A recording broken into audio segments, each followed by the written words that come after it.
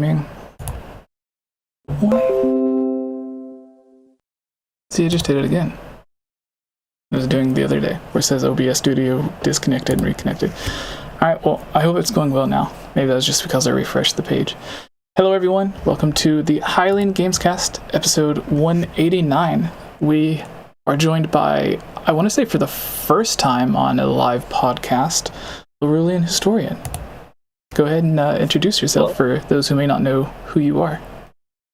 Oh, geez. So I'm LorulianHistorian. I've been in the Zelda community for a number of years. Kind of popped into a little bit of popularity back in 2017 when Breath of the Wild first came out. Got involved with a lot of different Discords and YouTube channels. Started my own, which didn't last very long. I ended up getting a full-time job and a bunch of other things kind of fell into the way. So that fell to the wayside, but I've met a lot of amazing people, and I've kind of become a bit of a walking encyclopedia of Zelda lore and knowledge. I do a lot of translations, particularly from Japanese into English, and provide a lot of that to basically whoever asks for it or whoever needs it. And it's a lot of fun. All right, thank you. I'm sure a lot of people are familiar with some of the, I think there's been a few videos that you've helped out on. I think one Twilight video that you actually did most of the writing on, and I added a little bit more to it. And we have returning for the billionth time 𝗙cie𝗹𝗹𝗪, who has a new project that he started. Why don't you let everyone know what you've been working on lately? The billionth time. Yes, last time I left the community on fire when we talked about the Pokemon trees. No, I think you came on once or twice since then, but they just don't remember it because they're too focused on the trees. Still burning. Yeah. There he is. Oh. One moment. Slowly but surely it's loading in. Hey, look, we're sharing a screen now. There we go. There's the new overlay. Perfect. Yeah, guys, I have started this new like Zelda fanfic that's like an audiobook, choose your own adventure, tied to the Nintendo Powercast, and it's called The Legend of Zelda: Whispers of Destiny. And so I just like literally I'm rendering right now the second part, and the thing I'm probably the most proud of is the way I figured out how to incorporate heart containers in this story so that it doesn't, cause I mean, it's a gaming trope, right? Like you just collect the container and you go, but I was able to come up with what I feel like is a pretty clever way. And it's been a lot of fun just having people that you go over to my website and you vote on how you want the story to go. And then the community decides the directions we're going to take things and how far this is going. And I don't know that I've been as excited about a project as I am this one. Like it is something that is a lot of fun. I'm getting a lot of influence from Twilight Princess, Link's running around with the wolf, and so yeah. Again, you can type in Legend of Zelda: Whispers of Destiny, or you can just go to the Nintendo Powercast wherever you listen to podcasts, and it's going to be on my YouTube as well. So but I'm having a great time with it. Are you going to go crazy when you find out in another 10 years, 15 if it gets delayed, and Nintendo ends up using that title for one of their official Zelda games? Yo, I would not be sad, honestly. Like, I would, unless they sue me, that would make me sad. But, you know, as long as that, I don't think I'm doing anything illegal at this point. So I see somebody in the chat says like a Zelda D&D. It's not. This is just I mean, I guess in a way, except nobody's playing anything. It's just literally writing the story, but the community gets to decide the direction that we go. So how does that work? Do they vote in the comments, or is there like a poll or something? On my website, I have polls set up for each part of the story, and I believe I haven't created the landing page yet, but I will make sure it's just n64josh.com/LOZWOD, and so that'll be Legend of Zelda: Whispers of Destiny. So yeah, so you can check it out there, and it'll have each part so you can listen in order. And then there's 1 week to vote. So by the end of next Tuesday, you have to have cast your vote if you want to see what direction Link is going to be going next. So, but it's fun. I mean, I'm creating boss, like we're going into like temples, and I'm creating like new bosses that Link has to fight. And there's also returning characters, and I'm having a little bit of fun adding sound effects and making it more like an audio drama than just me reading something. So there's Zelda music throughout, and there's I needed good like Link fighting something, and the Skyward Sword horde mode was the perfect sound effect for that. So and I even incorporated him opening a chest in this next part, so you get to hear the I grabbed it from Breath of the Wild, so it's not too 8-bit sounding, or chiptune sounding or whatever. So having a great time with it though. I'm excited for it. I knew I was supposed to check it out already, but I'll definitely give it a listen later on today. And I like that it seems like you're going all out with it instead of just doing the bare minimum. You're actually putting a lot more work into it than I think a lot of people doing something like this for the first time would think to do. So I really like that. And I guess, Andres, you joined at the perfect time. Everyone, we just got through introducing everyone. I'm so glad that you could come back on, especially from the miserable time that the internet was giving us last time. So far, we haven't really had any hiccups, except for when I refreshed the YouTube page. But I think that was just because it was synced to the OBS or something. It cut out for like 2 seconds. Hopefully, we won't have that problem, everyone that tuned in last week. But, yeah. Yeah, man. Thanks for having me on again. I apologize for coming on late. I was kind of just waiting for a call while I was editing, and then I was like, oh, it's 2:00. Let me check my messages. Oh, they're alive. Oops. So I fired up my Discord, and I saw that you had already set things up. So I apologize for that. But yeah, thanks for having me on again. I'm excited to talk with you guys. Yeah, I appreciate you being able to come back on. And I almost forgot. Josh, we had your podcast the other day, which, how's it doing on the podcast charts? I know the last one that you had got up there, or one of the last ones, to where it was like second for Nintendo podcasts, which everyone needs to go and check out the podcast and try to get it past Nintendo voice chat. So it's doing great. One of the things I checked this morning is other keywords. So when I say it's number 2, it's number 2 for Nintendo. If you search Nintendo on Apple Podcasts, it was number 2. It fluctuates, right? I'm in a constant fight with IGN, Game Informer, and Nintendo themselves trying to get that number 1 spot. But I also checked the keyword Mario today, and I ranked number 2 for that. And for Tears of the Kingdom on Apple, ranked number 1. So Tears of the Kingdom, what is that? Tears of the Kingdom, you are they're gonna hear your voice, my friend. I've never heard of this Tears of the Kingdom thing. Can any of you want to start talking about it? Let me know what's going on with this. What about you, It's about a depressed castle, I think. A depressed castle? Did you say a depressed castle? I think so, yeah. It's a children's book. Nice. Lorulian, this being your first time, why don't you go ahead and start off, give your thoughts on Tears of the Kingdom, this mysterious thing. Maybe you'll jog my memory while you're talking about it. I mean, it's only the most highly anticipated game of like this century. Come on now. We've been waiting almost 6 years for this. I mean, since Breath of the Wild came out and they started coming out with the DLC, we've been anticipating something else. And we've seen so many concepts and so many ideas that they didn't really implement into Breath of the Wild that they seem to be implementing into this. From the gameplay trailers, from the demo, all of this that's come out, and especially in just the last 2 years alone, has been unreal. And we're just over a month away now. I mean, that's crazy to think about. That we're this close. We can almost taste it. Yeah, I'm really excited. I want to know, since we talked about you do a lot of translating and stuff, and you've been working a little bit, not just on translating. interviews and stuff like that, but actual like the runes and symbols and stuff. I know you've helped out and talked to some people. Is there anything that you could be willing to mention without fear of the trained ninjas from Josh coming over and taking you out? That's just a joke, by the way. Josh, I don't think has any affiliation with the Nintendo Ninjas, but I just like to say it since Daniel's not here to make fun of anymore. That's fair.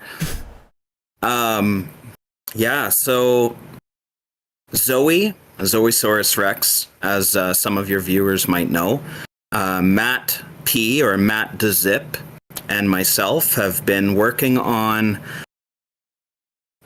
almost the last almost 5 months between the three of us trying to decipher and crack this skywriting language that we've seen in trailers, also the leaked art book, so I don't want to cover too much of that because spoiler alert. But yeah, just stuff from like trailers and artwork and stuff like that. Not anything leaked because I don't want to jeopardize my chances of anything.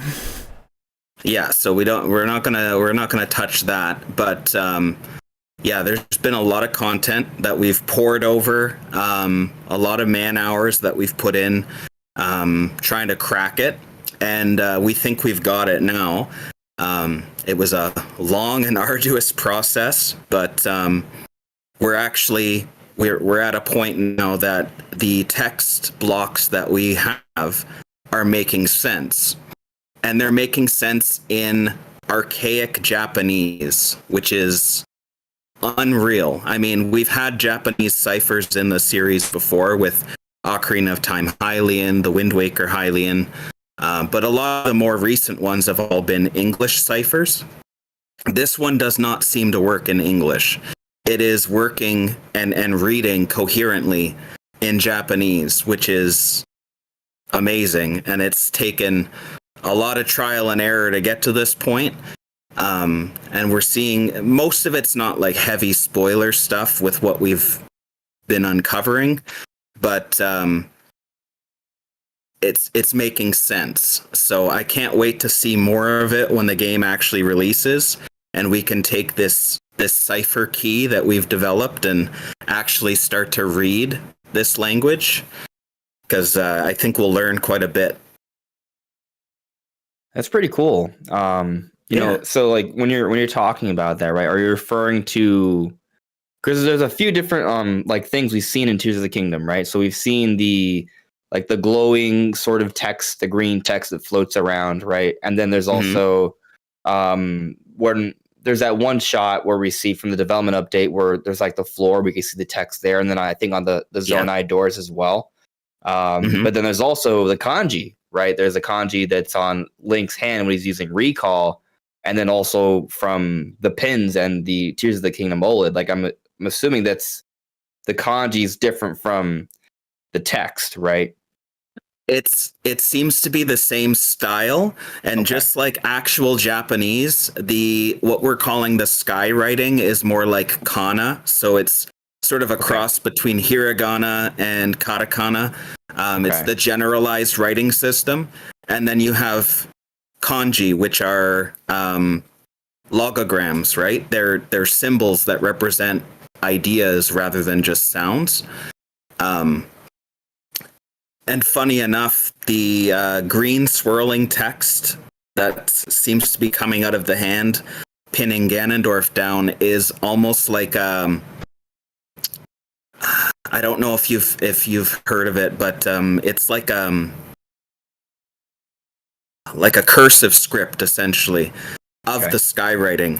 We've actually been able to isolate and see some of the shapes, and they seem to follow the same rules and patterns as the skywriting ones that are carved into the stonework.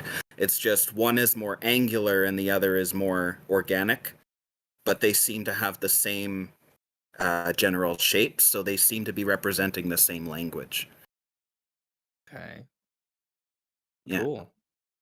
That is cool.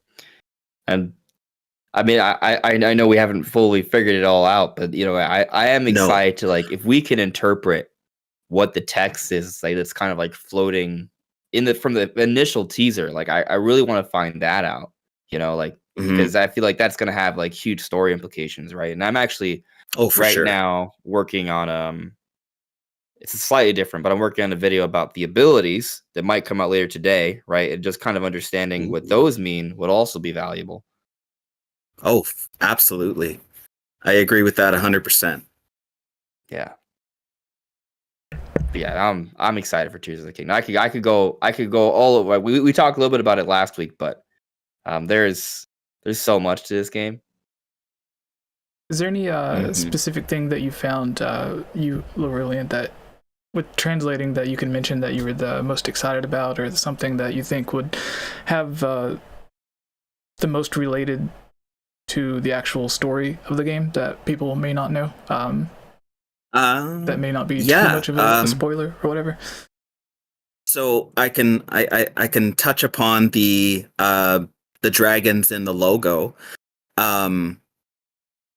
So the logo text, based on what we've seen, and because they also are repeated on the OLED cover for the Switch, it seems to translate into a phrase, 𝗍𝗺𝗍𝗃, which can be interpreted two different ways because, of course, Japanese, being a syllabary language, can have a few different meanings depending on the phrasing and what the words are.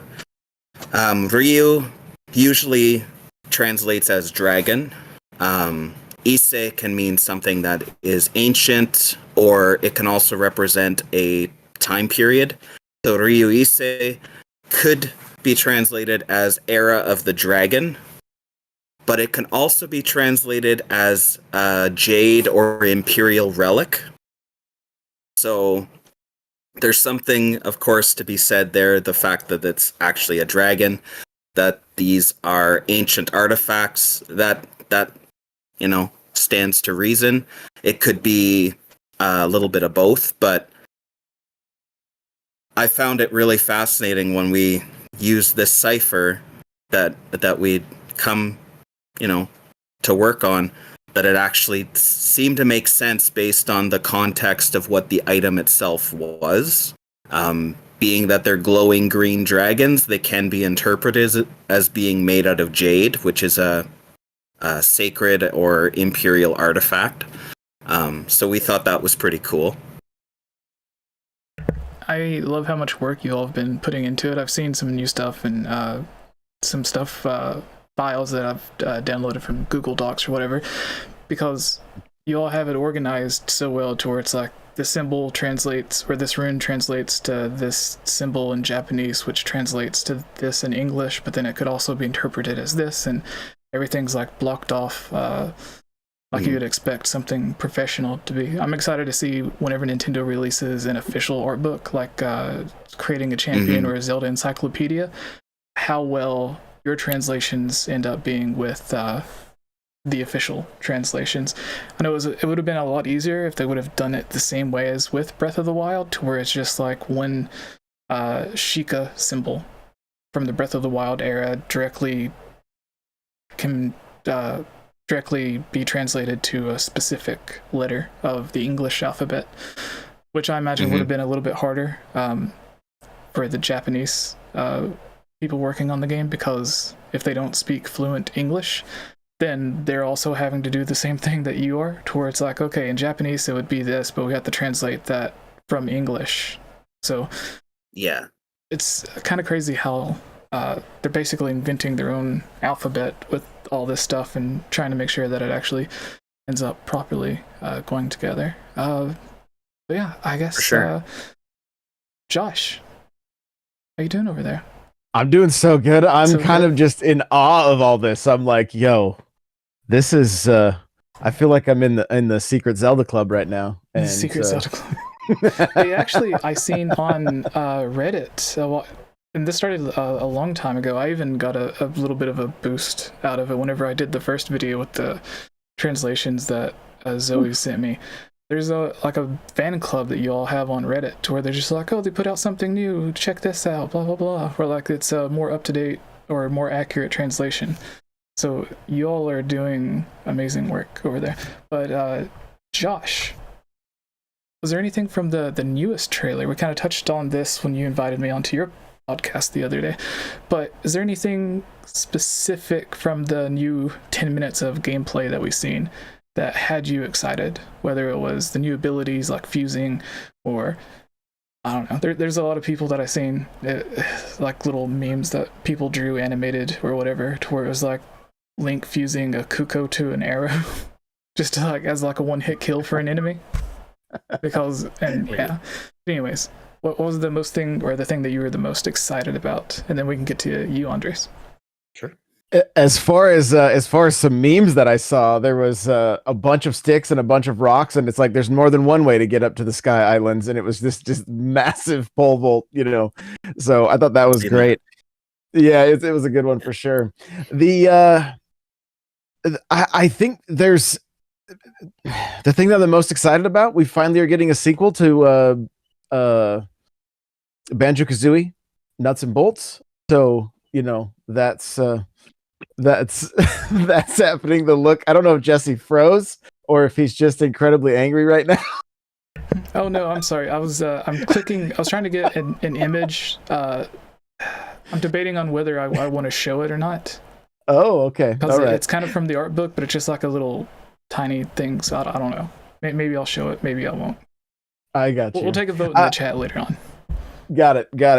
But I think the most exciting thing is just, for me, Breath of the Wild, not to sound cheesy, but always had like this breath of fresh air from the community creating just the coolest stuff, right?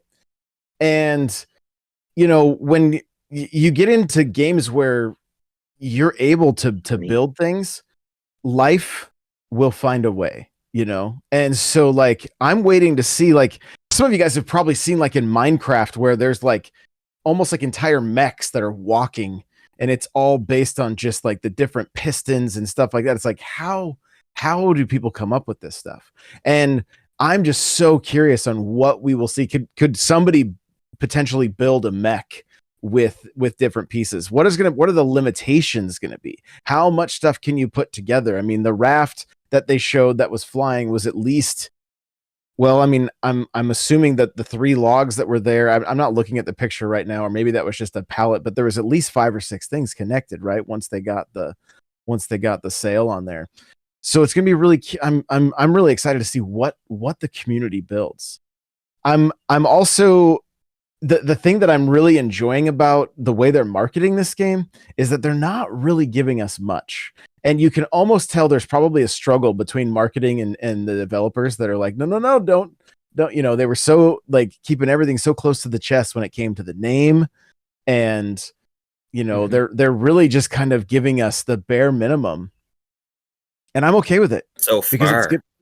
So far. And so I don't know how much more they really give us, and that's okay. I think that one of the other things I'm the most excited about is just getting to jump into this and exploring it, and not really knowing too much about it.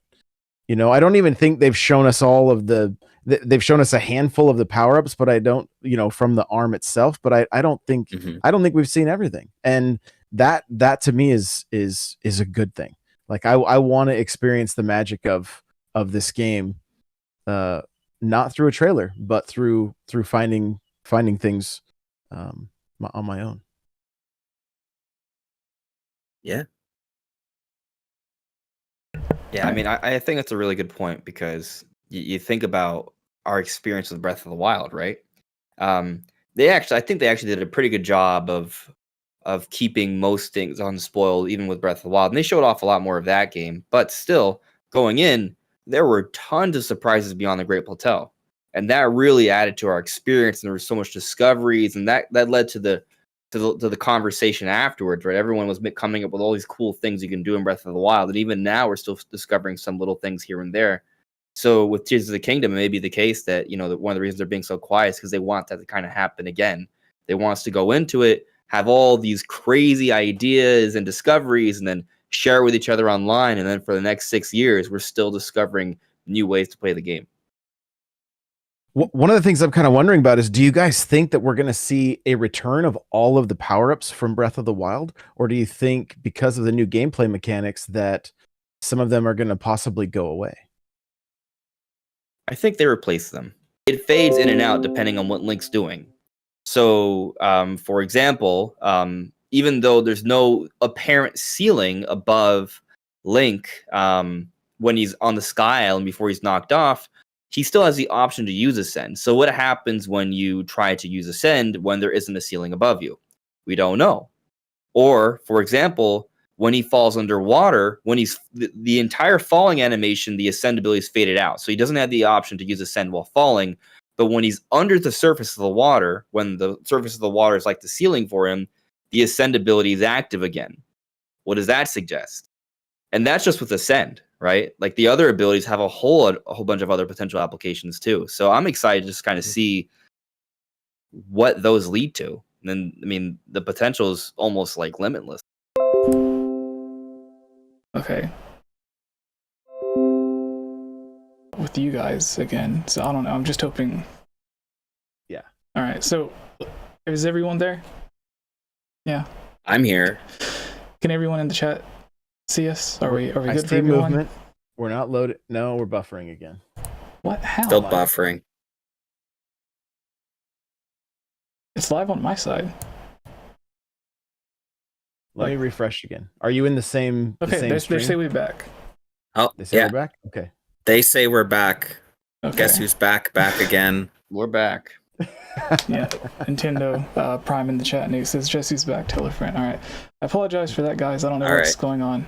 This is somehow I'm going to blame Daniel for this. Or you blame me because No, I don't think it has anything to do with you. I glitched out a couple of times the other day with Josh. Yeah. So, sorry about that. Where did we leave off at? I think you talking were... about how cool the abilities are. I had mentioned replacing. Yeah, like yeah, that's exactly. So I was kind of thinking that like Ascend in a way kind of could replace some of the need of, for example, Rivali's Gale, right? Or maybe like Ultra Hand might also solve some of the solutions that we would have for Magnesis. So and then who was it that brought up that, like, you know, we saw on the surface from one of the previous trailers that Ascend might have very high vertical limit. Yeah, we did see that in that one trailer. Yeah. Yeah. That might tie into that little puddle thing, because we don't know what that puddle, the whole drop thing, we're not sure what that's related to yet. Mm-hmm. So I agree that I don't think that we need to have the Sheikah Slate abilities, because I think some of those abilities are sort of answered for with the new stuff. But at the same time, I think some stuff we just won't have, and they're going to be kind of creating new puzzles with around those ideas, right? So the idea is, I mean, it's a sequel, right? It's going to feel like a new game. So if we're going to have the same type of ability solving the same type of puzzles, that probably wouldn't be the best way to go about doing a new game, right? So I am kind of thinking that it's going to be kind of like, it's going to feel very different. But and I'm not saying I believe this, but I'm throwing it out there as a possibility, right? So a lot of people have talked about how they want Zelda playable. And I'm not saying I think she will be playable, but I'm not going to completely outrule it either. Because you know how we saw that one scene in the most recent trailer from the Direct where it shows like this large gray cavern with the mushrooms and the extra malice, Lizalfos and Bokoblins, and they're mining? You know what I'm talking about? Well, they have the metal boxes. So those metal boxes they're metal, right? It kind of suggests maybe Magnesis, and we've seen official art with Zelda holding a new type of Sheikah Slate. So is it possible that there could be some linear segments in the game where Zelda is briefly playable, where she uses Sheikah Slate abilities in the underground caverns, maybe collecting souls, as we do see some of those little blue flames that look very soul or spirit-like. Kind of like some of the tier fetch quests we saw both in Skyward Sword and Twilight Princess. There were like brief moments. I don't know if they're going to do that, but some of it does kind of look like maybe, right? So if we do get the Sheikah Slate abilities again, maybe it's like only through Zelda for brief moments. So she's got the Sheikah Slate Pro is what we're getting at. Maybe. Yeah. That looks like it. Yeah. Actually, the little eye on the back there kind of reminds me of Pura's glasses, so she probably upgraded the slate. Makes sense. I could see her. Like I could see her adding. Yeah. Yeah, it does. I like it. It's sleek and modern. Yeah. All right. We'll come back and talk about Tears of the Kingdom as we get closer to the end. We'll have a bunch of questions from people in the chat, and I know there's a few that we got sent earlier to answer, but if we can, would you guys like to move on to the Mario movie? I don't know if you got to see it, Andres. I think I seen you with a picture near it, and you mentioned, Josh, that you got to see it. So it's just Lorulian and I that are kind of not going to be able to share our experiences yet, unless someone wants to build a time machine for the future. But I thought we could do a little fun thing to where I will read out 4 reviews total. 2 for the Mario movie a long time ago that came out. Weren't looking at it from the perspective that Nintendo and Illumination were, right? And that's in the sense that it's not meant to be this incredible, well thought out story with all tons of allusions and metaphors that's bound to win a whole bunch of Oscars. What I thought the movie would be kind of like a family-friendly, fun adventure, kind of like a roller coaster ride. And it would have tons of references to Nintendo history. And if you're a Nintendo fan, you're going to love it. And if you're a kid, you're going to love it. And I'm a Nintendo fan. So, I watched the movie and I loved it from beginning to end. I thought it was really good. The story's simple. There are, how they end up in the Mushroom Kingdom, I would say, can you say it's like a little bit of a plot contrivance? Yeah, a little bit. But it's one of those things where it's a family-friendly video game-based movie. So my suspension of disbelief has to be a little bit higher than usual. It ended up being something that's very fast-paced. It's from one scene to another, and what I found myself really appreciating was, a lot. There's tons of Nintendo references to a whole bunch of Nintendo games throughout history. Just kind of seeing the background stories for Mario and Luigi. I'm not going to spoil what they show, but I really actually appreciated what happened was I just watched the movie and I didn't realize that they were people acting. I was just like, oh, that's Mario. That's Luigi. And I'll put up the edited version later, and while the cat suit, right? So, yeah. Have they not played the games? Exactly. Exactly. So, you just got to go for yourself.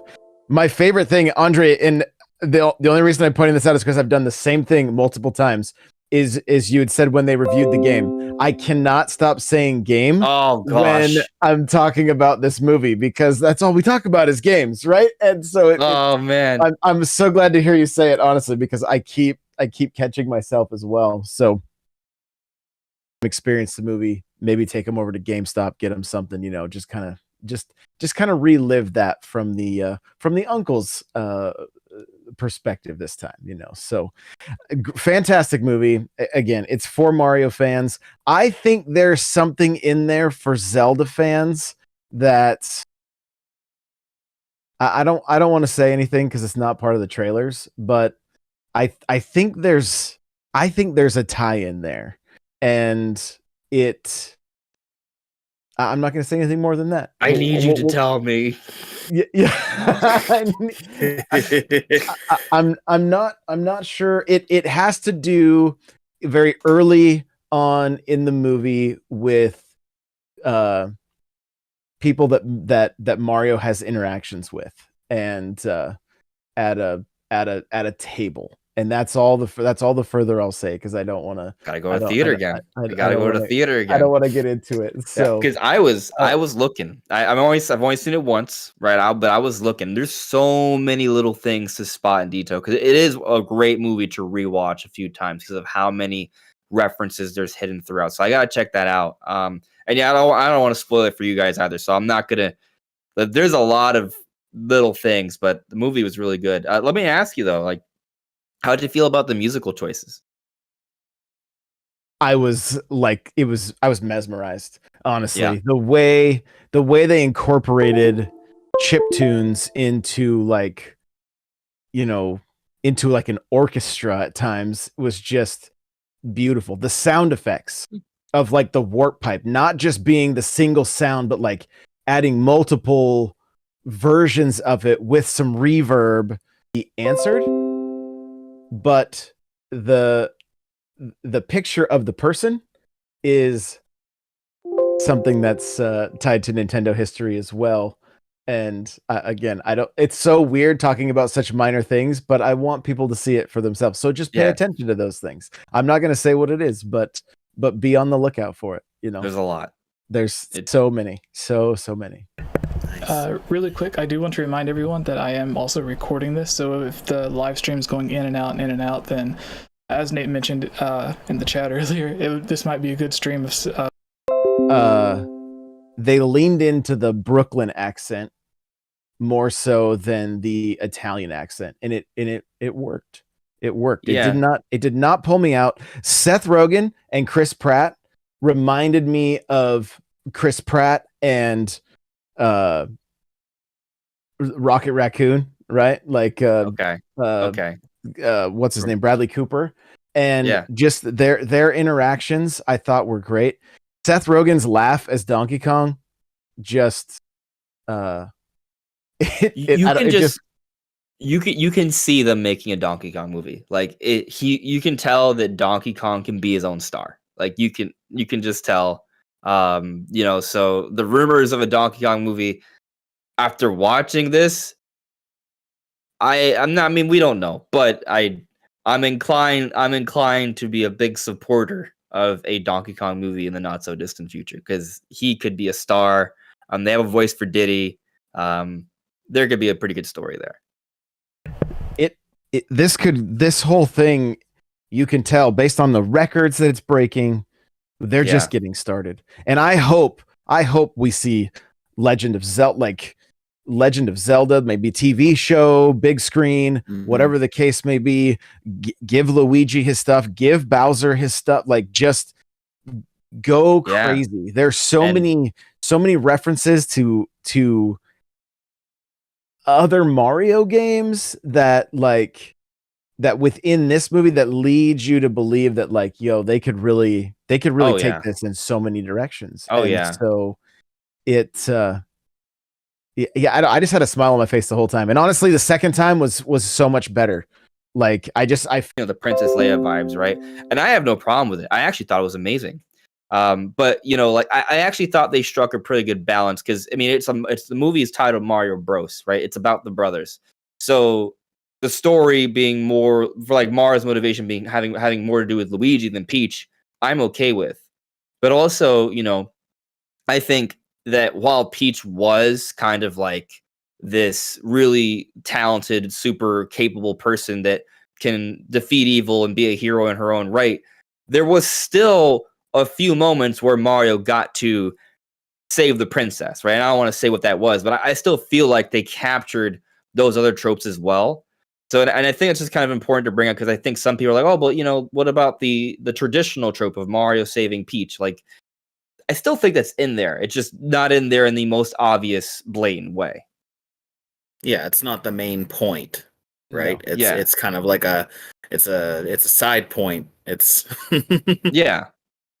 yeah, but I thought they did a great job with the actual overall direction and how they came to a conclusion. I did too, and I really think that it really gave me some Super Mario Brothers 2 vibes at times, where it was like this is a group adventure, if you will, right? So yeah, I agree with that. That makes a lot of sense. All right. I don't want to keep on going too long on one specific thing. I don't want to test my luck too much. But I do want to get to this trivia thing. So this is either from the new Mario movie or the older Mario movie, the live action versus the animated movie. And animated or live action? I think this is a fake out. I'm gonna say old. I was thinking it's old too. Yeah, same here. All right, you guys are correct. That was Mary Flannery from Daily News. That's I think we gave it away. Like there was like some mention of having a Nintendo system, which I think that's what tipped me off. All right. I saw this film on opening day and enjoyed this film a lot. It has tons of nice Easter eggs, and I would definitely recommend it to other fans. Here are my thoughts on some of the characters. That's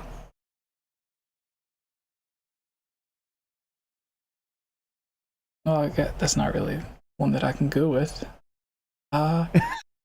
Excellent movie, re-energizing, playful, full of surprises, and exciting to say the least.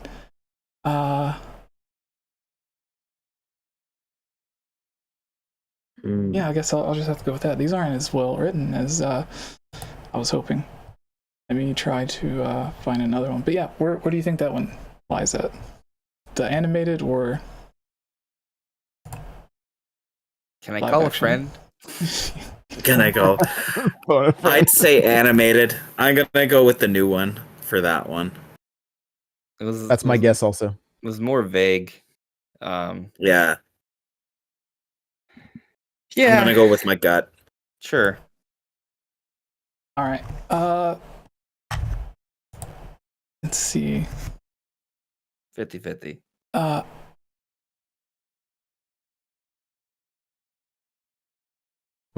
Were we right? Was it the animated? Yeah, it was one? the animated. The Super Mario Bros. Movie brings the vibrant world of the popular video game franchise to life on the big screen. However, the plot and lackluster dialogue make it clear that this movie was not made for the general audience.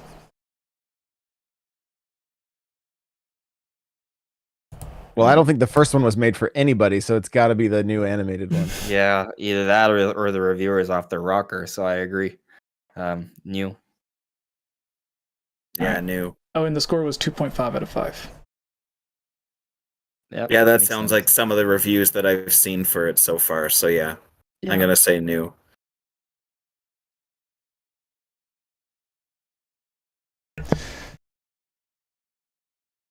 $38.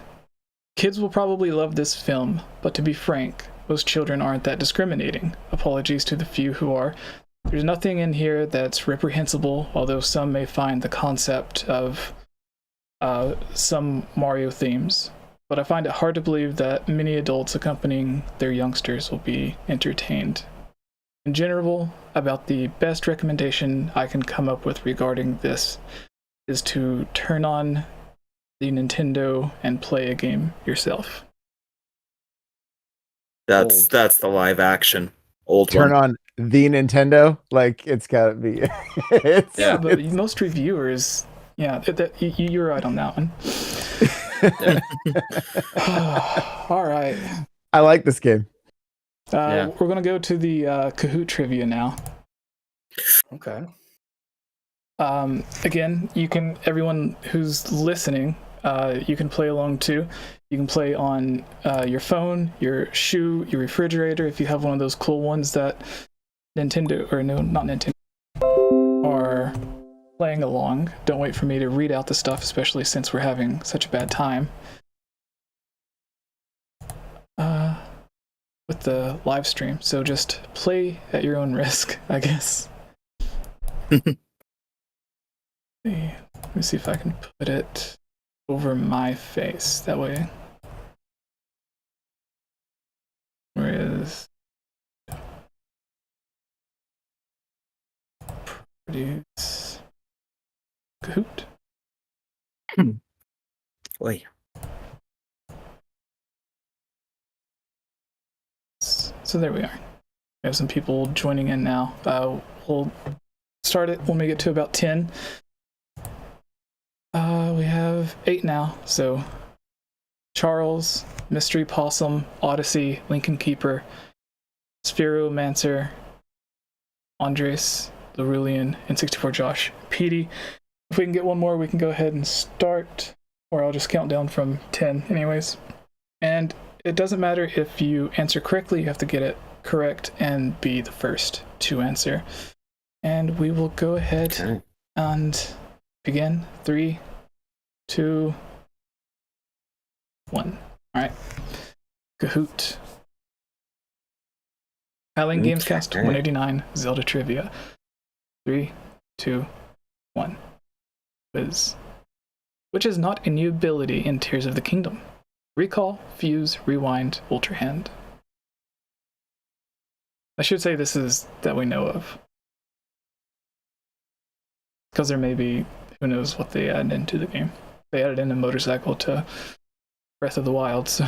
They might go Prince of Persia on us, you never know. Yeah. Alright, 4 people chose Recall and 6 people chose Rewind. I guess that was a confusing one. Perhaps it didn't recall. The correct answer was Rewind is not a new ability. Yeah. Great. That's a trick question because recall and rewind are really similar in terms of 𝗙𝗵𝗵𝗀𝗻𝗄𝗃's in first, Andres is in second, Lorulian third, Lincoln Keeper fourth, Petey fifth. Not okay. I think next question is Metroid, just to warn everyone. I'm in 7th. Okay. Get that out. 2 of 10. Metroid Prime Trilogy released which year? 2005, 2009, 2023, 2010.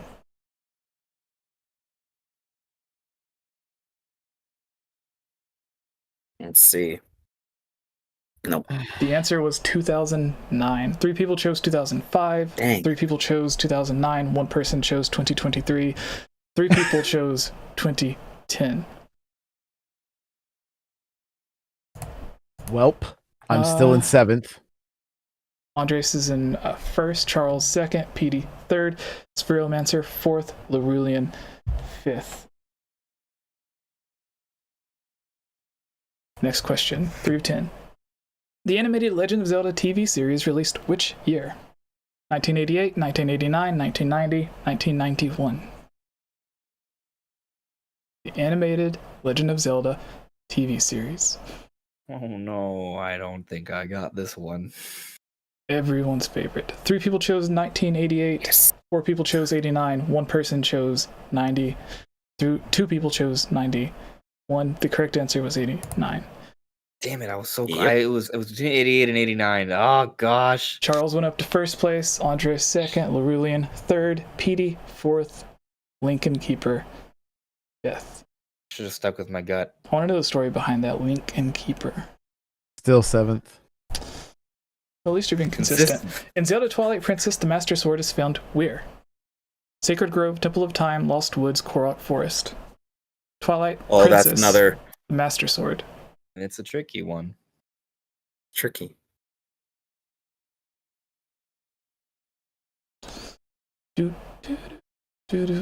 Waiting on 1 person to answer.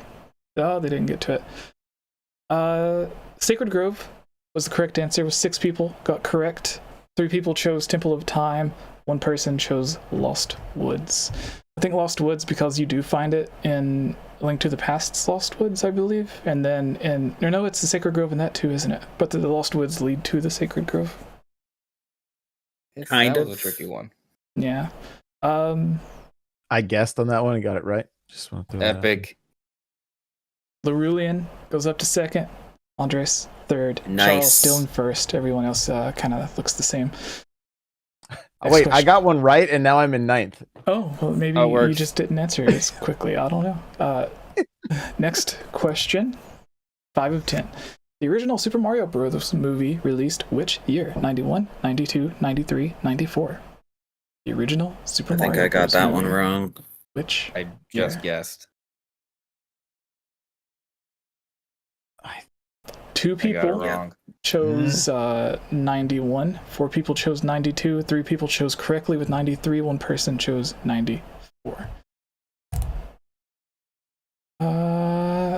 Charles in first, Loruli in second, Andres third, Sphero fourth. Odyssey moves up to fifth. We're about halfway through, so 6 of 10. Who does Jack Black play in the animated Super Mario Bros. Movie? Donkey Kong, Bowser, Mario, Peach. If someone chooses Peach. Thanks for giving me an easy one. 10 people chose Bowser. Charles. Oh, it didn't change again. Charles still first, Loruli in second. Alright. 7 of 10. Which location does not have a divine beast?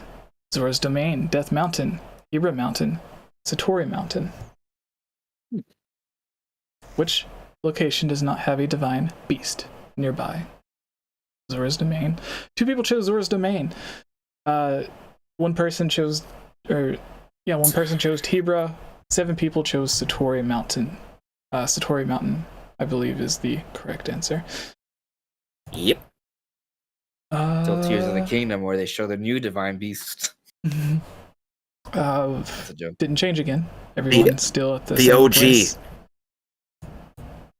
8 of 10. Which company has not worked on a Zelda game? Capcom, Square Enix, Tantalus, Koei Tecmo.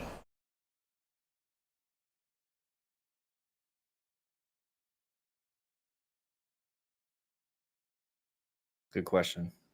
Oh, I got one right. Square Enix. 7 people chose Square Enix. They have worked on Mario, but sadly not Zelda. My favorite, I would love them to do like either a Final Fantasy or Kingdom Hearts style Zelda game, but sadly that'll probably never. That would be interesting. If there's ever like a Zelda game that was like starring Zelda, right? I could see her being like a powerful mage, and it could be like RPGS. That would be pretty cool. Yeah. 3 people. Yeah, 3 people chose Koei Tecmo. They are actually behind Hyrule Warriors. Hyrule Warriors, yeah. And Age of Calamity. And probably even had some people on their team helping out with Tears of the Kingdom that we don't really know about just yet. Tantalus worked on Twilight Princess and Skyward Sword. Capcom. Skyward Sword HD, yeah. Yeah, Skyward Sword HD. Capcom worked on everything from so many. the Oracles, Minish Cap. Yeah, just a bunch. And then the people from Capcom, they actually created a studio called Flagship or Black Flag or something like that. That was like a mix between Capcom, Sega, and Nintendo. And then Nintendo just basically hired out all the main people from that team. And that's where we got Fujibayashi, who's now directing Tears of the Kingdom. Yep. So next question. Mystery Possum came up to 5th place. 9 of 10. When was Link added to Mario Kart? In which year? 2014, 2015, 2016, 2017. I probably didn't word that question correctly, but which year did Link come to Mario Kart? 2014 was the correct answer. 2 people got it correct. 4 people chose 2015. 1 person chose 2016. 3 people chose 2017. You did a lot I of missed the Mario Kart question? I can't. I'm disqualified. I put 2015. I was like, okay, well, so wasn't at launch. Yeah, sure. It was at launch though. Yeah, it came out a little later. Yeah, I think it was exactly. The it was not. You're right. So I was thinking 2015, but Mario Kart 8 came out pretty early into 2014. So there was DLC coming out then. That makes sense. Final question, I believe. 10 of 10. Which character in Breath of the Wild has a crush on Link? Haya, Princess Ruto, Sidon, Crazy Flower Lady. I totally clicked the wrong one because I misread it. Oh, I gotta see. Oh, what? Haya has the crush on Link. Oh, I misread it too. Yeah. 6 people chose Princess Ruto. Princess Ruto is not in Breath of the Wild. Yeah, that was a trick one. Sidon, 2 people chose it, and Crazy Flower Lady, 1 person chose. I didn't even read Paya. I read Paya and I went to go click, and then I realized I was actually a little too low, and I hit Sidon instead. Andres in 3rd, Lorullian in 2nd, and 1st is, I think this is the first time we've had someone new in Charles. 1st, congratulations. Good game. Good game. Mine says future top 5 in the making. Nice. There you go. GG. Good games, everybody. Yeah. All right. I think we can go back to, I imagine, talking about Tears of the Kingdom. I love how when we're not in the middle of a conversation and just doing the stuff, the internet decided to work itself out. Sucks we had those few minutes there where it was anti. It's because I haven't been talking. Once I start talking, No. it'll crash. Don't do it. Also, isn't that a bit of a fire hazard in your room, Andres? Having a Charmander that close to your TV? In the wall? Nah, it's fine. No? Okay. I mean, the flame might burn the everything, but you know. Yeah. So Keep them away from the Pokemon trees, and it'll be fine. Everyone in the live chat, this is your chance to send in a question to ask. We have a couple on Twitter and in Discord as well. I'll start by going to the Discord and reading off a question while everyone in the chat can post theirs. Okay, we have like three here. First, from a Patreon supporter, 𝗏𝗏𝗏𝗏𝗏𝗏 says, I haven't really heard many people talking about where the Sky Islands come from or how they will come into being in Tears of the Kingdom. What are your thoughts or theories on how they will be introduced? Do they just manifest out of thin air? How will they appear? What is their origin? Let's go first on this one. Ooh. Could I? Yeah. All right. So I think the Sky Islands have always been there. I'm on the train where that's where the dragons have been going. Every time they go through that little sky portal, it's really reminiscent of the barrier that we see in Skyward Sword. And I think something has caused them to start to lower. So that's why we're able to see them. That's why they're whatever it is, the cloud barrier, whatever you want to call it, is basically dissolved, and so now they're all just visible. But that's my thoughts on it. Yeah, I 100% agree with you. I think that's exactly what it is. I mean, I think seeing the dragons in the sky, flying around in the Sky Island, seeing all the dragon symbolism, seeing the zone icon from, I think it all supports the theory. Like, it all connects. But I'll just add that not only do I think it's always been there, and maybe there is some lowering to your point, that I believe if not the Sacred Realm itself, it is something that leads to the Sacred Realm. And the reason I think that is for a couple. One, it appears that Zelda has lost the Triforce at the end of Breath of the Wild, and we may need the Triforce to stop Ganon this time around. So typically the Triforce is housed in the Sacred Realm, so there's a need to go to the Sacred Realm this time around. But then two, typically the Sacred Realm is depicted as a land of gold. And what you'll notice is that there's a lot of golden hues all throughout these Sky Islands. Not to mention there's that one piece of art that just describes the entire Sky Islands as like that. Like the Sacred Realm as like a very sky, like there's clouds and floating islands and platforms. I know the one you're talking about, yeah. Yeah. And then the other reason why is because if you read Creating a Champion, it specifies where the dragons go. It says they ascend to the heavens. Well, yeah, I think the Sacred Realm is closely tied to the heavens. So I think it's the Sacred Realm, or at least connected to it in some way. Okay. Yeah. I could see that. I'm of the mind that Breath of the Wild takes place on flat Earth, and the Malice has broke part of flat Earth, and that is how we got the Sky Islands. Final answer. Okay. There's it's actually funny. I don't know if all games are like this or if it's just the way that the skybox or whatever is in Breath of the Wild, but if you use like an emulator or something and you just allow Link to like fly straight up in the air for like 5 minutes, you get so high up that you actually see Hyrule, where the world that it's on is actually like a sphere, which is interesting because I don't know if they purposefully did that or if that's just the way that the skybox is once you get above it, that they made the skybox spherical. But I always thought that was interesting. That is really interesting. Yeah. So at least Hyrule's not. It sounds like a flat picture Earth. from NASA, which I just wouldn't trust. Yeah.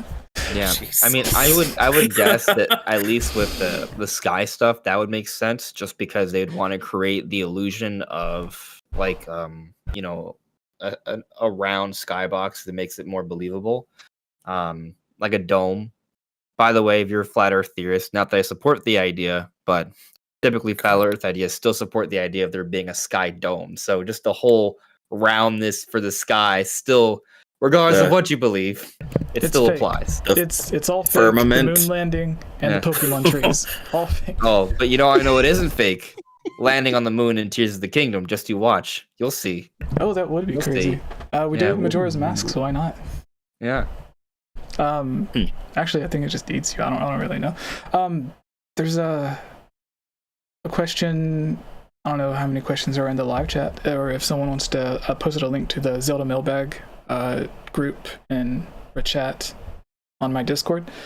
There's a few questions on there, and there's questions in the live chat that I see. So whoever wants to take on the next question. I got you. This is looks like from Flores. It says, I have a very good question. How many dungeons are going to be in Tears of the Kingdom? Now, mini dungeons or like full-on dungeons? I'm gonna go with full-on dungeons, like with Like traditional new dungeons? items and bosses at the end that you have to use the items on. Okay. Okay. I will say at least 7, no more than 10. Wait, you're going with 9, Andres? I go with 9. You go with 9. The reason being is because I think from one of the trailers they show like those 7 tiers. I think that's hinting towards 7 sages. But in Breath of the Wild, we have the 7 heroines, which can be translated with as 7 sages, and there's an 8th heroine, implying an 8th sage. So I think there could be a dungeon for each of the 8 sages, and since we have the confirmation of the Zonai, that might tie to the 8th sage. And I think there's got to be a final dungeon for the final boss. So 9. One thing that a lot of people Makes don't sense. count in whenever they're going by the carvings on the cave or whatever it ends up being is that we do see those 7 that's like around the character, but there's also at the end there's 2 of them that are like right beside each other that are like kind of off on their own. So do we have 10 dungeons? Well, that would be 9. That's what I thought you Sure. were getting at. Was like Well, 9. I mean, Seven. maybe, because I definitely think there's more than the 7, right? So maybe there are 9 sages, but well, I throw the idea out of 10 is if there are 9 sages now, then I still think the final boss is a final dungeon. So if it doesn't tie to that, I'll stick with 9, but I'll take 10. I'm not going to complain if we get another one. I think 9 is already a pretty good number. What I think they'll end up doing is instead of getting 4 divine beasts, the final dungeon, which would be like Hyrule Castle, and then 120 mini dungeons, I'll call them, the shrines. I think they'll take like half of those, which if you took like 4 of the average shrines or 5 of the average shrines and put them together, then that's about the size of what an average dungeon would be like in a Zelda game. So they're just like segmenting off what could have been a full dungeon and just giving you like 4 or 5 smaller mini dungeons instead. And I think instead of giving us like a small number of divine beasts or actual dungeons, I'll call them divine beasts, actual dungeons, just for this as the example, and so many of the shrines, they'll just like cut that number in half to where we'll have like 60, which is still a lot of mini dungeons. But then they'll use what would have been those other 60 and make actual dungeons out of them. Instead of putting all their time and stuff into making so many mini dungeons, I think it'll be like half and half, and then it'll average out to about 7 or 10 actual traditional style dungeons with like 50, 60, 70 shrines or shrine-like dungeons. And I still think we'll see something similar to the Divine Beasts, like 1 or 2 dynamic roaming dungeons, or something. Maybe not roaming dungeons, but where like the whole dungeon itself kind of turns and changes around and stuff. I think that's something that they probably worked really, really hard getting those ideas and concepts down, that they wouldn't want to completely throw it away. So maybe not use it as the main focus of the dungeons, but have it still be in the game or whatever. If that makes any sense. So that's my thoughts. Yeah. Who's left? Josh and Lorulian? You guys haven't given your answers. Take it away, Lo. Oh, geez. I actually, well, I was agreeing there with Andre about through them. So I think having some mini dungeons, but having them larger and a little more involved would be a smart choice. And I think I could see that. Particularly some open air ones in the sky. I think there's going to be a few of those where it'll just be, overworld areas that you can manipulate and go through, and then there will be something that you'd collect at the end of them. You've got me thinking a little bit like, I wonder if we see potentially 60 shrines on the mainland, but then the Sky Islands, maybe it's something different. It's not just a shrine, but like similar but different. Maybe there's different treasure up there, different items that can only be acquired through those, through the Sky Island shrines, something along those lines. As far as main dungeons, I mean, again, you guys are the experts here, but hearing that 9 or 10 are a possibility, that would seriously excite me, because it's the main thing that like I want to see from this game. I still love the open world aspects of Breath of the Wild, but if we can mix that with some traditional dungeons, it's going to be a perfect game for me. Perfect Zelda game for me. Yeah. I'll tell you that I think that they're definitely headed in the direction of making the shrines more interesting. And I also agree that I think they're going to mix it up a little bit. Like I don't think it's just going to be the same repetitive shrines. One thing that I think we're definitely getting shrine like dungeon, like mini dungeons in the sky and the surface, because we've seen like these like little spiral stones, and we've seen them on the mini map, and they show the same kind of completed blue symbol as they did for shrines in Breath of the Wild. So I assume that they're the replacement for that. But while I do think that we see those on both the sky and the surface, I think that the dungeon experience, both major dungeons and shrine mini dungeons, is going to be a bit more involved. I think they could tie to, there's going to be some environmental puzzles, as we've seen already. There'll be some new environmental surface puzzles. And I'm also a huge believer in underground exploration. I think that's also going to be a big element to the game too. So I think all of that's going to kind of tie in together, and it's going to be a lot more unique challenges. And I'll also point this out. Even ignoring the dungeons, which I am a huge supporter in them having more unique style dungeons with unique boss fights at the end, like something a little bit more traditional, but still within that open air concept. But if we take a look at the Breath of the Wild DLC, and you take a look at some of the shrines they gave us there, some of the challenges they gave us there, like including like the Trial of the Sword, they started playing more around with the shrine concept, right? Like there was more elemental themes, and that made them more interesting. So even if we do have a lot of shrine replacements, if they are more varied and have more elements involved and more of a unique theme to them, I think that will make them stand out a lot more. 100%. The final thing I want to add to this, which is not really the question, but kind of goes with it. I think the shrine replacements that we get will be kind of like how in Breath of the Wild they were all Sheikah shrines. They were made by the Sheikah. I think we'll get whatever the ZOEY version of that will be. And I think that's how they'll do it, because they'll have some that were like newly built, I guess, that are in the sky. Not really new, because they left the surface a long time ago. But we'll have some that were built in the sky because that's where they've been living, but they'll also still be like the secret shrines down below. And then there's a lot of people that are like, well, how would there be more secret shrines or whatever, or new dungeons or temples down below when they weren't there to begin with in Breath of the Wild? And my thought was, well, Breath of the Wild already had a bunch too, that you would complete a puzzle and there would just be like a new one just literally rise up out of the ground. It was like it was there the whole time. It was just hidden, buried or whatever. Even the Sheikah Towers, that's like how we get them. It's just they literally just rise up out of the ground, or some rose up out of some of the shrines came up literally out of the ocean.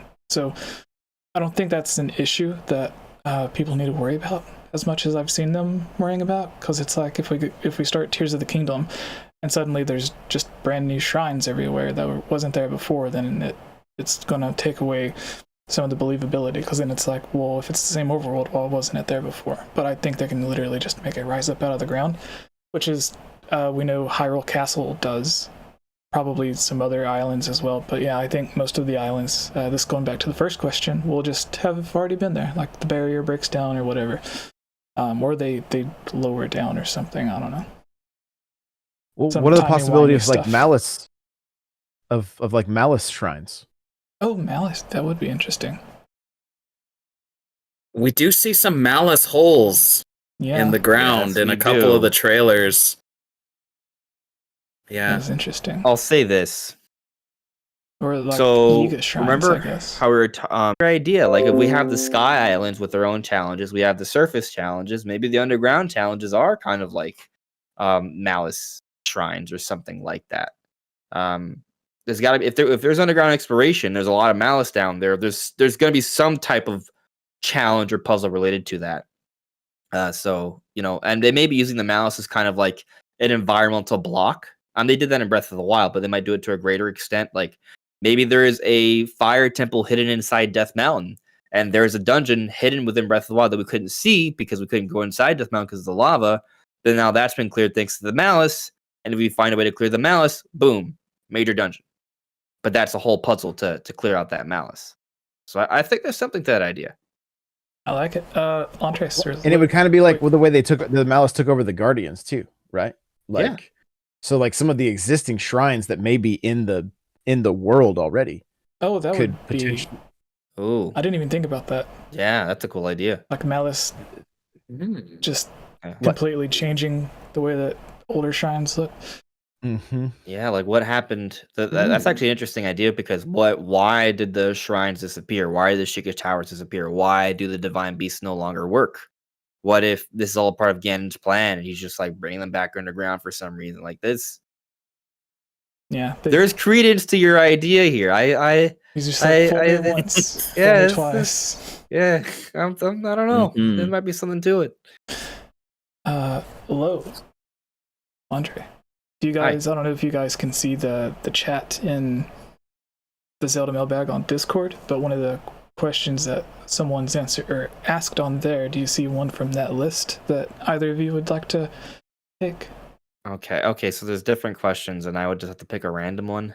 Yeah, some that have been written today. So any random one from there. I chose one earlier. I forgot which one it was, about the islands, or the sky islands, I think was the one that I chose. And from Dragon Chi. Yes, that was the one that I chose. Yeah.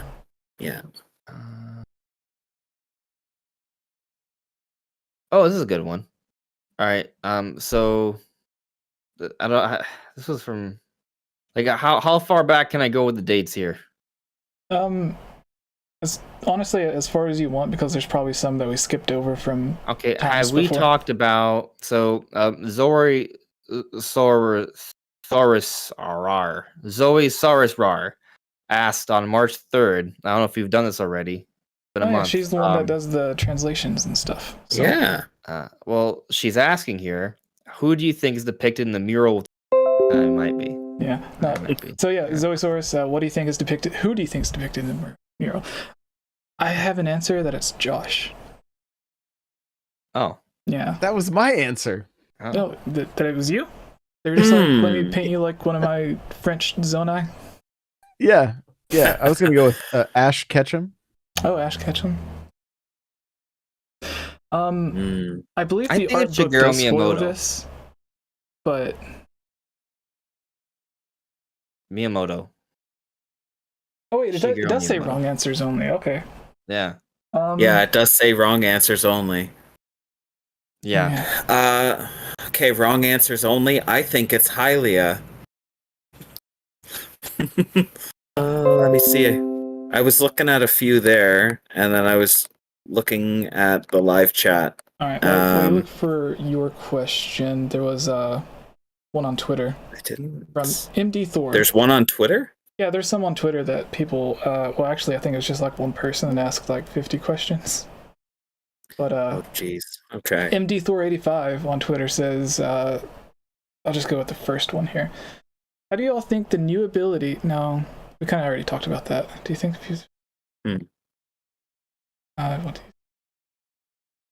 do you... Here's one. I don't know if you've done this before, Okay. but Beto Deya had asked, what was the first thing you will do in Tears of the Kingdom? Oh, God. Go up to the sky as soon as I can and learn everything I can about the Zonai. Okay, that's a good. That makes sense. I think for me, I would go up to the sky as well, but my goal would be to try and get as high as I can, because my dream is to go to space.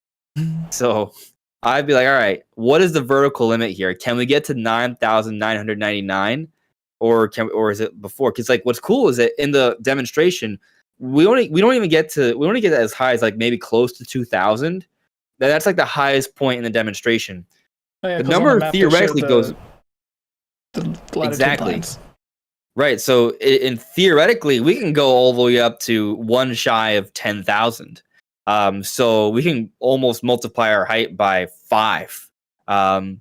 What does that look like? That I want to see. And then after that, I also want to explore the border. Has the border changed in any way? And then I'll get down below and try and find my way to hell. Because, heaven, hell. Yeah. Yeah, fair enough. Yeah. Okay, I see a question. Josh, did you say what you were going to do? The first thing I'm doing is looking for an old man to give me a sword because it's dangerous to go alone. Okay, yeah, that works. That's fair. Or you can just Take steal this. his apple like last time. Mm-hmm. You found your question, Lo? Yeah. So this is from Keeper of Light. They have a couple of questions, but I see the first one here, and it caught my eye. In the Masterworks book, it says that the Zonai, who are now confirmed to play a role in Tears of the Kingdom, worship a water dragon.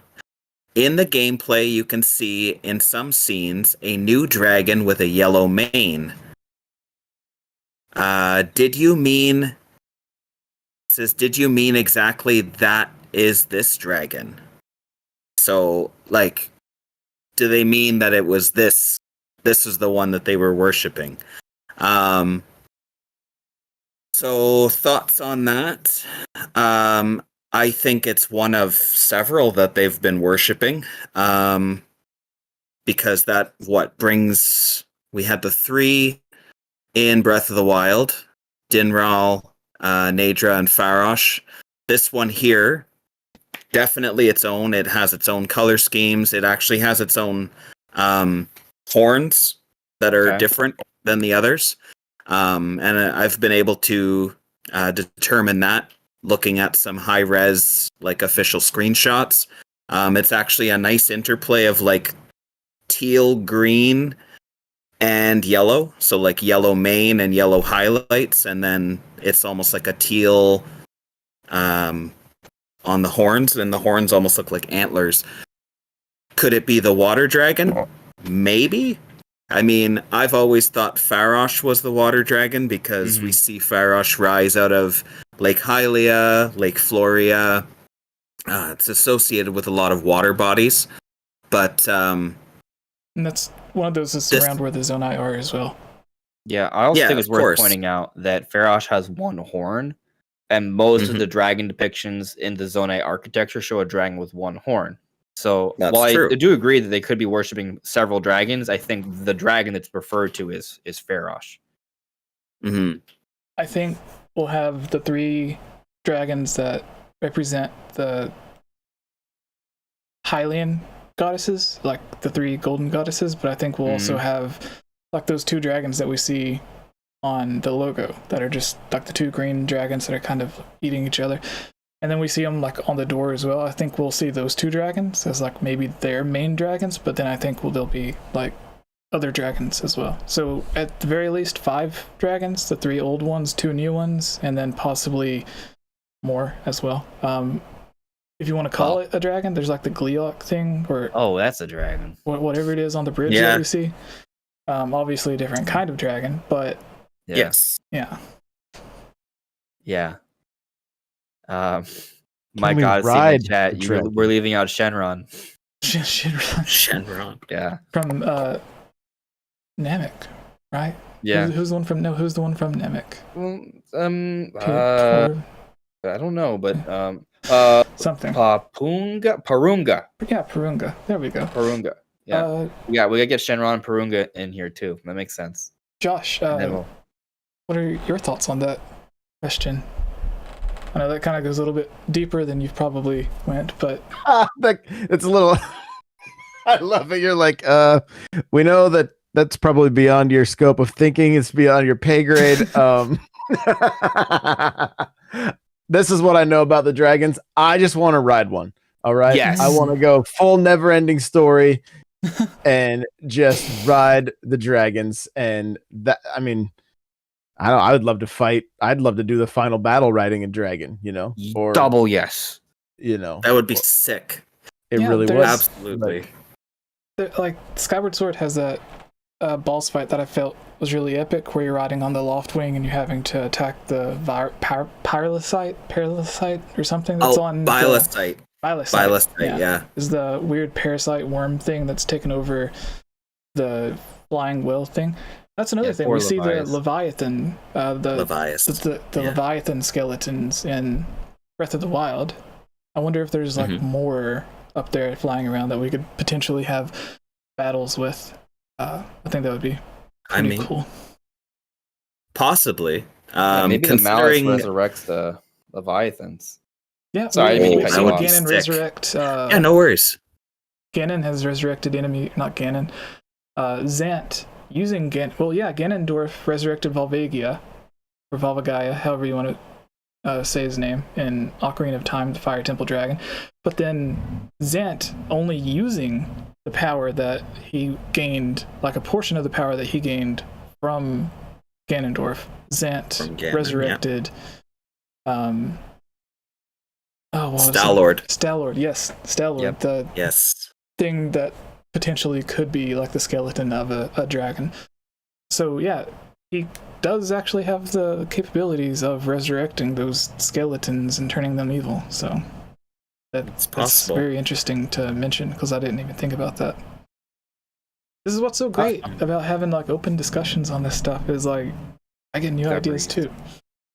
Well, besides just writing them, being able to call them in or have them, can you pet the dragon? Yes. But being able to like call them in is like a move that takes so long to charge, but they could just kind of like calling in a nuke in Call of Duty, but it's just dragons coming in, just wiping stuff out. I'm here for it. I'll throw out another idea related to the dragons. Well, maybe you're right. Maybe there's more dragons we haven't seen. We have evidence of 4, right? Because as you pointed out, we have the one new dragon with the yellow highlights on it. Each dragon, the 3, represent the 3 different pieces of the Triforce, right? You got Najdra for wisdom, 𝗏𝗏 for courage, and then Dinral for power. Yeah.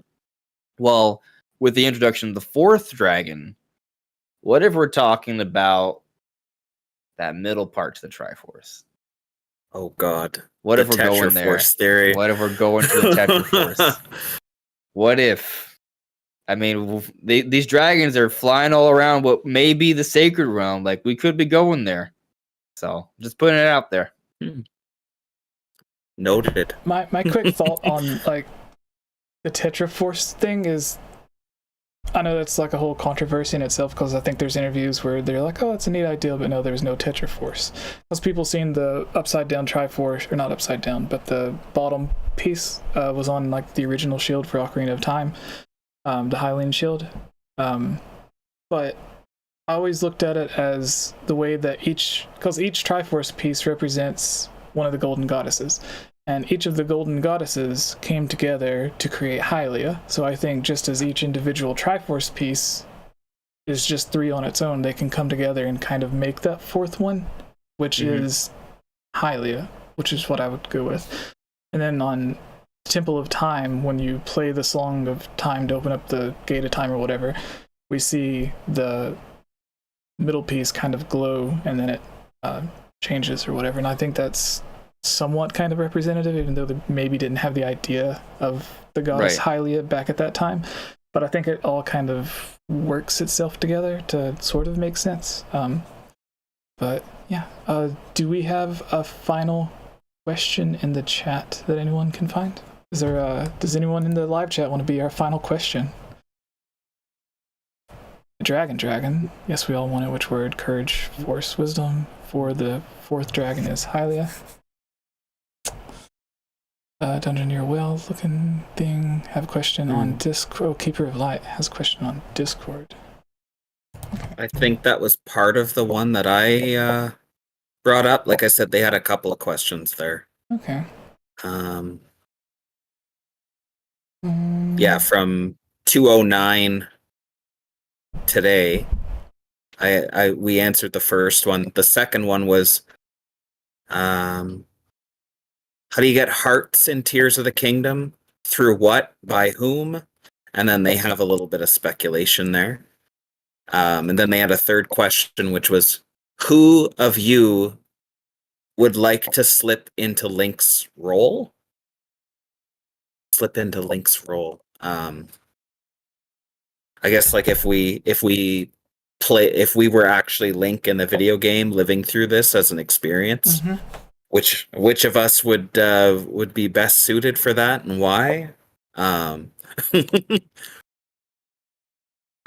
this point, I'm more like, take this, it's dangerous to go alone. Yeah, you're the old man sitting back and letting him do it. I would be very excited to traverse the world at my own leisure and somehow save it at the same time. Yeah, I mean, if we go through the same experience that he does, then I think it'd be all right. I mean, like, he does die, kind of, but he comes back, so it all should turn out good, unless he ends up dying again at the end of this one. Oof. 𝗵𝗡 has one that I think is interesting in the live chat, so we can do that as our final question. Have you guys talked about the device on Link's hip? So it has the container thingy that has like the glass vials with the green juice in it. Yeah, what are you guys' thoughts on that? The Wiimote. So it was pretty rudimentary. That are on an identical looking vessel, but I think they're called something. And you would look at it to see how much magic you had left. But in this, I think it'll be represented by if you use one of these vessels or whatever they are, the glass tubes with the green juice in it, then you get so many times that you can use your ability or like fuse things together and stuff like that. And you'll just have to keep track by looking at your hip. Like, oh, I only have 4 left. I only have 3 left. I only have 2 left. So I think it could be something kind of like that. Instead of just putting a different bar on your HUD display, it'll just be on your hip and you can kind of keep track by looking at it. And like Dead Space or Splatoon in a way. Yeah. Yeah. So I actually saw a video just the other day from Monster Maze. Yeah. And he brought up some really interesting points. He had a really good thumbnail on that as well. Yeah. Oh yeah, he did a lot of work with that, and it was a fantastic video. But I agree with his point. I think it's actually I think the representations of the battery power that we can provide to the various constructs that we can end up building.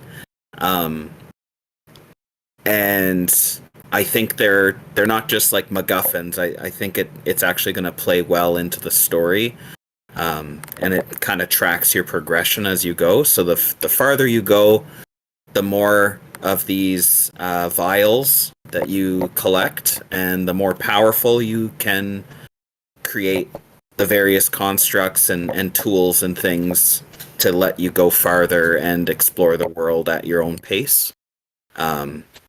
I think that's one of the best explanations that I've seen, and based on some of the stuff that I've seen regarding it, it makes the most sense to me. Yeah. I mean, I totally agree. That I think it's what makes the most sense. That the battery will be expanded upon. I mean, it kind of has to. Like, how else can we take the aircraft so high up? So I definitely think that needs to be upgraded, and I do think that relates to dials, because we see Link only has one in the demonstration where he has very limited battery power. And store after you use a bomb or something. I think that was how you would originally restore it. Like, you could just throw out 10 bombs as long as you didn't run out of that battery juice. I don't know if Monster Maze mentions that in his video, but whenever we first seen it on Link's hip from the... I forgot which trailer it was, but that was an idea that I was talking about, but it was more of a video of going over like 5 different possibilities that I thought it could be, instead of just like focusing on one thing. Or I don't know. I'll have to check out Monster Maze's video on it later to see how in depth he goes on it. But yeah. Most controversial question of the day. Oh no. When do you guys see Nintendo announcing or releasing their next console? Starting with you, Josh. Ooh, I think we're minimum 2 years out. Mario on it, right? And giving you a And I guess that has to do with, like, whenever they went from the Wii to the Wii U, it didn't work out so well, and then moving to the Switch, it was a success. But then if they move on to like a Switch 2 or something completely different, I can kind of see where he's coming from, especially since he became president after the Switch released.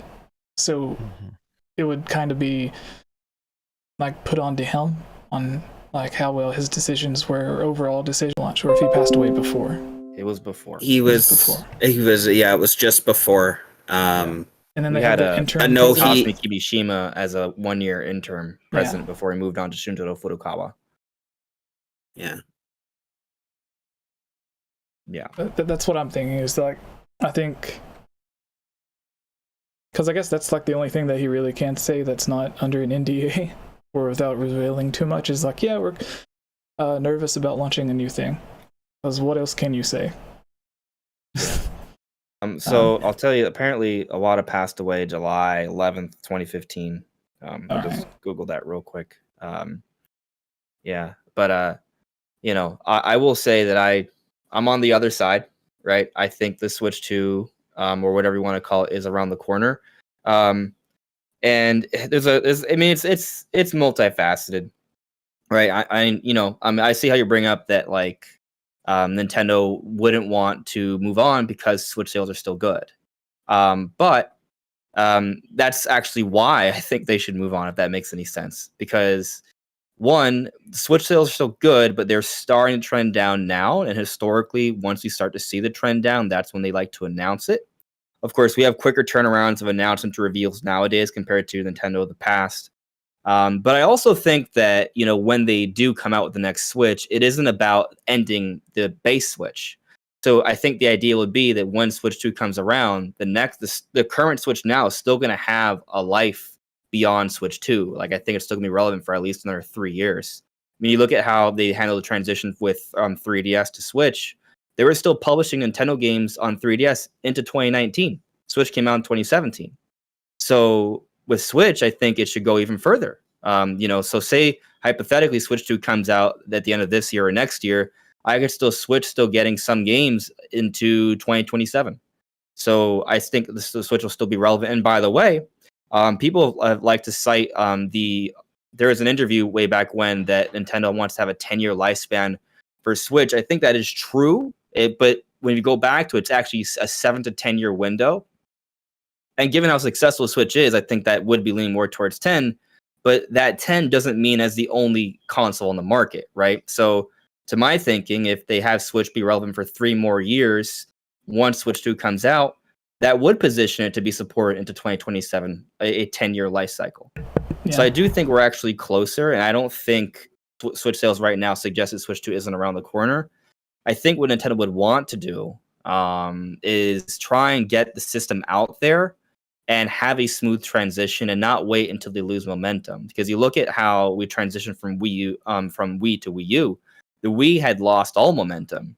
They brought out the Wii U and it was just kind of sputtering, and it was Nintendo's least successful home console. So I think they want to be careful. I do think that there is a caution, as you brought up earlier, how there's maybe a bit of a fear. I do think there's a caution in terms of how they're going to handle this transition. So I talk about Switch 2, but maybe the way they market it isn't even as like a 100% next gen system. They might market it as like a Game Boy Color sort of situation where still play Switch games still run on it, but it enhances some games and has some exclusives with some new features. It does a little bit of both, right? It keeps them safe in case if for whatever reason the system fails, 3 or 4 years from now they can move on to something else. But if it succeeds, kind of like the DS, they can call it their next gen, because they actually, when you go back to the Nintendo DS, the Game Boy Advance had not been around for even 5 years. It had a pretty short life cycle. And when they introduced the DS, they called it a third pillar. But looking on it now in hindsight, it was not a third pillar. It was their next handheld. But they worded it in that way. They marketed it in that way so they could have options. Yeah. So I wouldn't be surprised if we get a new system announced sometime between this summer or next summer. There's other reasons, but that's a whole other podcast. I love that you brought up the third pillar thing, because that's exactly what they said with the Wii U, that it was going to be a third pillar, not a successor to they said it with the Switch as well, that it wasn't supposed to replace the Wii U or the 3DS, but then they started bringing all the remakes from 3DS and Wii U to the Switch, and even with the DS, they're like, it's not supposed to replace the Game Boy Advance, but it literally has a slot to play Game Boy Advance games on. So it's like, how's it not supposed to replace it when it... Yeah, it's not... I don't know. It's odd that Nintendo... But I understand why they say that. It's like a PR thing. Like, there's always the famous interview everyone was talking about with Miyamoto in the interview. It was like... someone mentioned like how many different versions of the DS they had. And they had like the Game Boy Advance, the Game Boy Advance SP, and then like the Game Boy Mini and stuff. And they were like, what would you have to say to fans who want to purchase a 3DS, but they don't want to have that fear of purchasing it, and then a month later a new version launches with like a bigger screen or something, because like they had the DSi XL and everything, and they were like, well, what's the 3DS XL? And Miyamoto was like, we put a lot of work into the 3DS, we think it's perfect the way it is, we're not going to have any revisions on it, this is like the only revision of it that we're going to have. And then it was literally a month later that Miyamoto comes out and he's like, 3DS XL. So they do have those horrible marketing things to where it's like he can't really mention that there's a 3DS XL that is right around the corner, because after the 3DS came out, to what you were saying, Pokemon released Black and White 2 after the 3DS released, when everyone was expecting them to release a Pokemon game for the 3DS to help boost sales. They were like, no, we're just going to make the sequel to Black and White and put it back on the DS. And then they eventually did Sun and Moon on 3DS, but that wasn't until a while later. And then, of course, PlayStation, Xbox do the same thing, to where they'll have PlayStation 5 out now, but then like the first couple of years that the console's out, while they're waiting on it to build up sales, there'll still be a bunch of games playable on PlayStation 4 and or Xbox One. Just because a new console's out doesn't mean that the previous console's just going to end all of its support. But Lorulian, what were your thoughts on this Switch 2 or Switch Pro or Switch Advance, whatever crazy name Nintendo ends up giving it? Switch boy. Switch XL. New Switch U. The Switch boy. The Switch. No, I don't think they're ever gonna use something that Switch SP has the same. Yeah, I don't think they're gonna use one that has the same first part of the name as a previous call.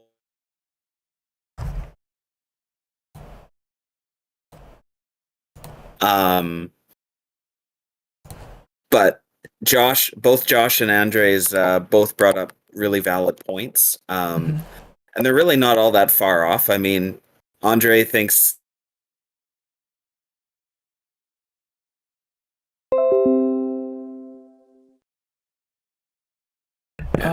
welcome back, Jesse. No, I've been welcome back. For a minute. I don't know if I was. You just disappeared though. Like I know it's an issue. I don't know exactly why, but I think we're all ready to wrap up. But before we leave, Josh, please tell us once again about this special project you have. I don't think Andres was here for it earlier. Yeah, so I've launched a fanfic audiobook that's a choose your own adventure called The Legend of Zelda: Whispers of Destiny. And I just put up part 2. It is now available on Spotify and is uploading to YouTube as we are sitting here. And so if you want to get involved and play your part, the Tuesday of every week, you have to have your vote cast. There'll be a link in the description. You can go to n64josh.com and the community gets to decide what is happening next. The other thing I want to plug real quick is the Nintendo Powercast, which is the main podcast that this Zelda podcast is tied to. I'm basically trying to transform that podcast into like the old magazine where there's news, there's editorials, there's stories, there's it's kind of a wide range of content. But I'm currently doing a scavenger hunt between my TikTok and the podcast. So if you go and listen to episode 411, there's clues there. But then you got to go over to my TikTok or my YouTube Shorts or my Reels or any of that. And you've got to find the videos that say this is tied to hint number 1 and this is tied to hint number 2. And then and there's actually $100 prize for the person that ends up solving the whole riddle. And so it's an ongoing thing. It's nowhere near complete yet, but I'm just kind of having fun with that. Just getting creative with getting people involved. All right. I'll also have a link to everything. And Lo, where could people find you? Or do you have on every Zelda related Discord that I've been able to find? So you can always reach me there. And again, that's at LorulianHistorian. Come say hi, talk about Zelda lore with me. It's always a good time. All right, and Andres, how about you? Where can people check you out? First off, let me say thank you for having me on a second time, because it seems like whenever I'm on, I just cause all the internet to crash. No. Please, thank you for still having me on. But you can find me at Andres Restart. I mostly am on YouTube. I make a lot of YouTube videos about Nintendo, at least 50% Zelda related. So yeah, you can check me out. Pretty much every day there's something.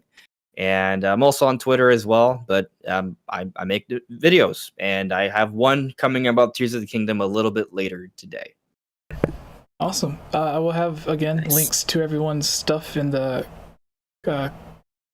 as like the top pinned comment, as well as in the description, whether it's Twitter or the YouTube channel, stuff like that, and of course the podcast that Josh has. And I will say, for everyone who's likes putting on, even if it's just putting on a video or something in the background, Josh knows sometimes I'll pop in and say hi, and same with Andres, but usually I just have it up in the background while I'm working on something and just kind of listening to it. And every now and then I'll just be like, hey, how's it going? Will you marry me? So, do you like bananas? Yeah, bananas. So let me out of the basement. Yeah, let me out of the basement. Oh God. Thank you guys so much for coming on. I apologize for the technical issues, but if there was no It issues, happens. it would not be Hylian Gamescast. So thank you guys so much. I know at first I mentioned it'd be about 90 minutes. It went on a bit long because of technical issues and having to redo some stuff, but thank you guys so much, and thank you everyone who stuck around and hung out with us, and everyone else listening to the edited version. Thank you as well. Sorry you weren't here for all the shenanigans. But yeah, and thank you for having me. And Josh, awesome to meet you. Hopefully we can touch base and keep chatting things up. And Andre, I know you and I have chatted a few times on a few different platforms, so it's all good. Yeah, dude. Yeah. It was a pleasure meeting you as well, Josh and Lo. It's always good to talk, for sure. Yeah, likewise, guys. So glad to be here. Thanks, Jesse. all right, bye everybody. Everyone have a wonderful Adios. day.